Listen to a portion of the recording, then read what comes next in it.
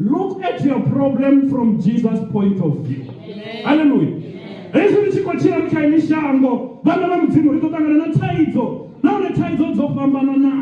Hallelujah.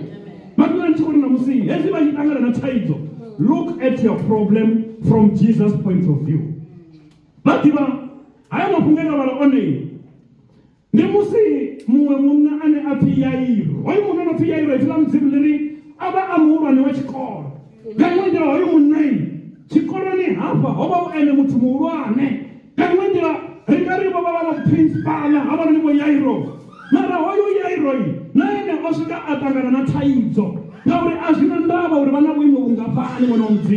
For as long as we can listen, and